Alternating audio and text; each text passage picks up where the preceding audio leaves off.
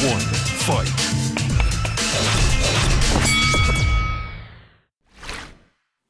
안녕하세요. 박종훈의 경제한방입니다.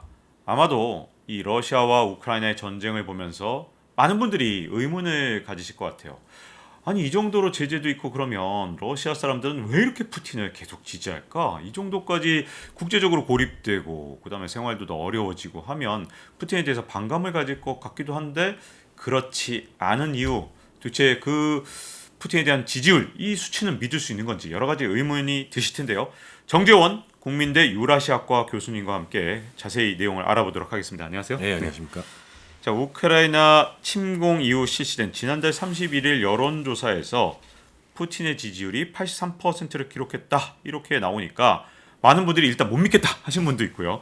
또 뭐 그래도 오른 건 맞는 것 같다. 뭐 83까지는 아닐지 몰라도 어쨌든 뭐 이렇게 의견이 갈린다 하더라도 어쨌든 뭐 중요한 건 이거 같아요. 전쟁을 일으켰는데도 지지율이 떨어진 건 아닌 것 같다. 이런 건 분명한 것 같은데 일단 이 지지율 믿을 수 있는 건지 그리고 지금 러시아 사람들 과연 이 뭐 그런 상황들 이 상황들이 도대체 어떻게 된 건지 좀 여쭤보고 싶은데요. 예, 일단 이 지지율을 조사한 기관이 레바다 센터라고 러시아에서는 그래도 야권이라고 해야 되나? 그러니까 완전히 그 친정부적인 여론조사 기관은 아닙니다. 아 그래요? 예, 예.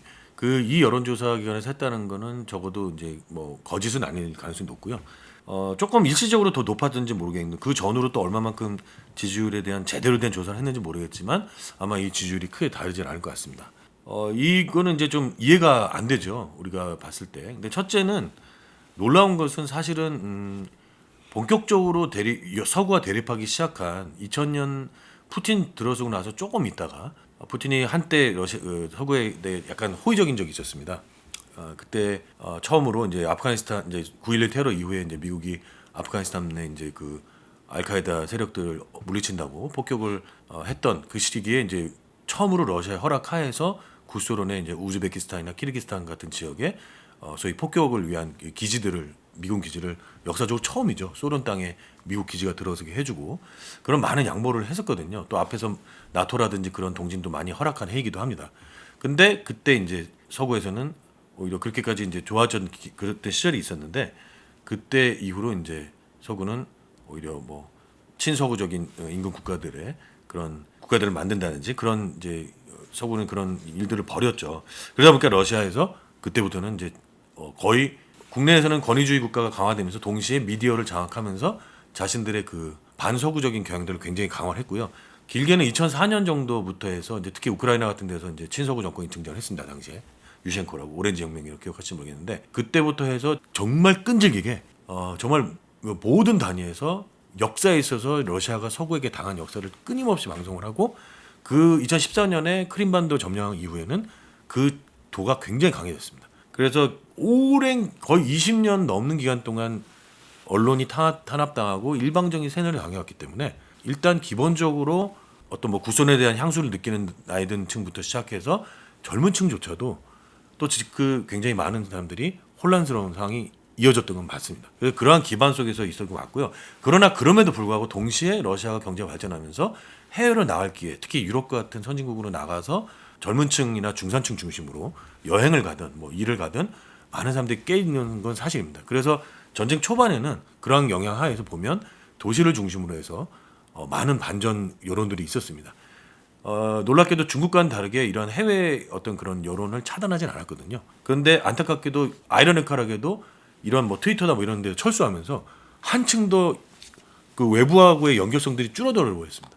아 그런 악영향이 있었네요. 예, 맞습니다. 예. 아니 전부 다 뭐 구글이니 트위터니 아 이거 러시아하고 이제 안 해. 그래 버리니까. 물론 지금 다른 방식으로도 얼마든지 또 우회를 할 수 있습니다만은 공식적으로 차단된 부분이 많이 있죠. 뭐 지금 뭐 많이 또 한다고는 합니다. 그러다 보니까 한층 더 이런 독립 언론이나 인터넷을 통한 그 이 전쟁의 실상 이런 걸 모르는 게 더 많아진 거죠. 근데 이런 거 저런 걸 다 떠나서 어찌 되었든 그런 세뇌도 있고 왜곡된 그런 프로파간다도 있지만 기본적으로 제가 말씀드렸다시피 이게 우리한테 제일 이해하기 힘든데요.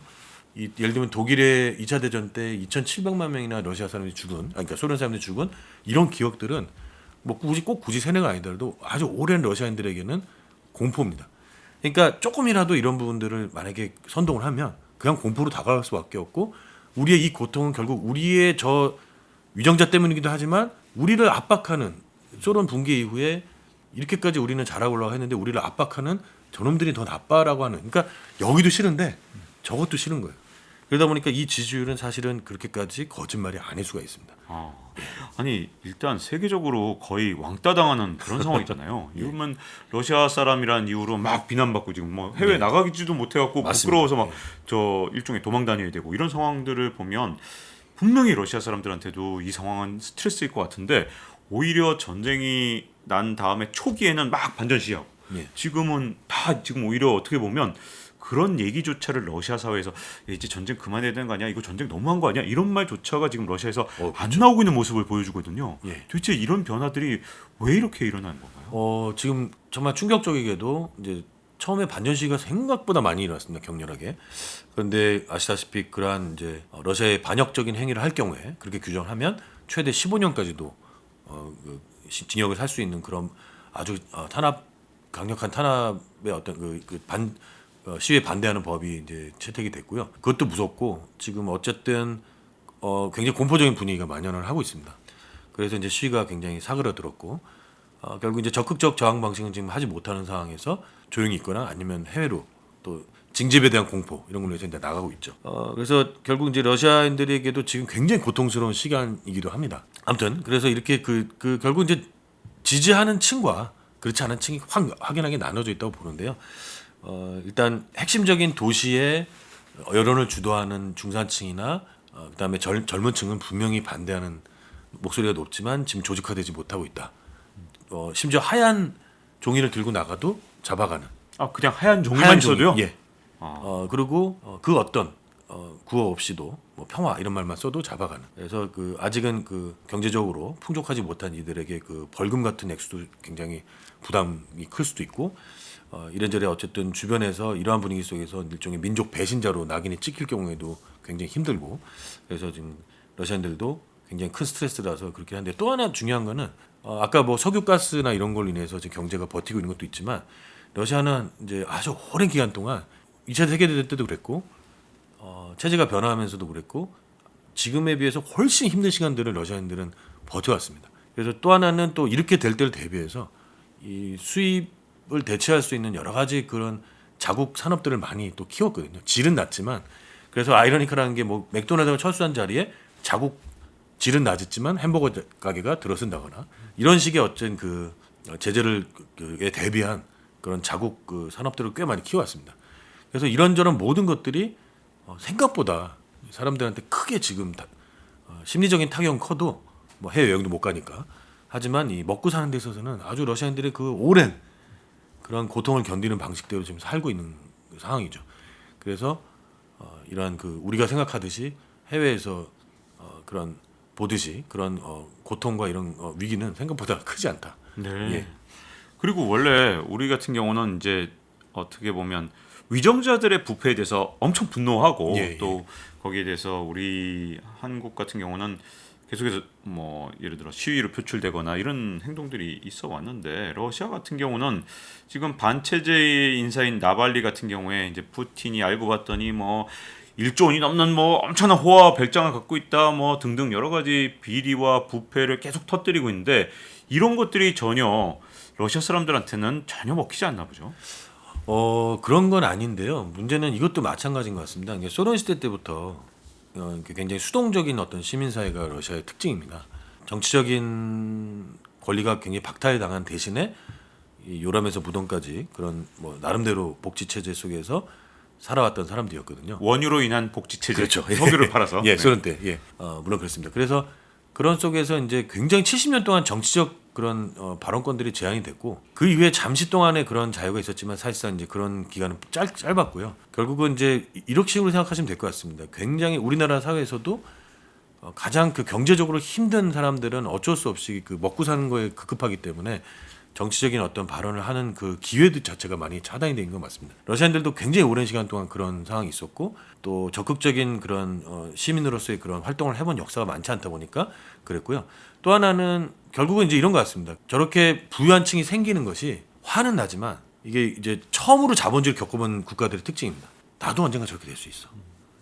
우리나라 사회에서도 그런 게 많이 있지 않습니까? 네. 그러니까 뭔가 옛날에 소련 때는 아무리 부유해봤자 뭐 비슷한 별 차이가 없는데 야 저렇게 막 풀장 있고 해외 막 여러 번 나갈 수 있는 사람은 부럽긴 하고 화도 나고 우리의 불을 뺏은 것 같지만 동시에 나도 열심히 하면 저렇게 될 수 있어라는 환상을 갖게 됩니다. 그래서 알게 모르게 그런 층들에 대해서는 그냥 용인하는 언젠가 나도 저렇게 될 수 있다라는 그런 생각에 그렇게 큰 물론 박탈감도 있고 화는 나지만 그런 거를 이렇게 조직화해서 저항하는 역사도 짧고 그런 경험도 많지 않고 또 그런 경험이 막 생길 때쯤에 국가는 권위적인 국가로 강화되면서 푸틴 시대의 그런 시위를 막다 보니까 이제 조용히 그냥 부엌에서만 술 마시고 저항하는 그런 정도로만 남아 있는 그런 네. 안타까운 상황이 되겠습니다. 그러다 보니까 이렇게 푸틴 인기가 계속되고 있다면 혹시 푸틴이 꿈꾸는 게 유라시아주의라는데 이게 좀 황당하더라고요. 러시아가 유럽과 러시아 이 전체를 다 지배해야 된다. 이런 생각들을 하고 있는 것 같은데 이게 러시아 사람들도 이 푸틴의 어떤 야망 여기에 동조하고 있는 수준인지가 좀 궁금한데요.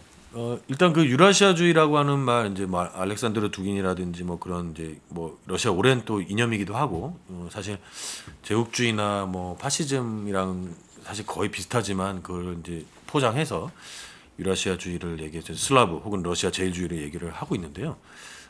그게 실질적으로 푸틴이 영향을 받았는지는 사실은 이제 서구의 보도하고 서방의 보도는 나오지만 그가 뭐 그의 책사다 뭐 그런 얘기도 뭐 나오거든요. 라스푸틴이다. 예, 예. 현대 라스푸틴 예. 이렇게 근데 얘기하던데. 그거는 제가 봤을 땐 조금 과장인 것 같고요. 근데 네. 뭐 꼭 그 사람뿐만 아니라 이제 기본적으로 이 유라시아주의라고 하는 혹은 뭐 유라시아주의까지는 아니더라도 러시아 사람들이 갖고 있는 자신의 문화에 대한 자부심, 또 역사적인 어떤 역할에 대한 어떤 그 굉장히 자부심이 굉장히 높습니다.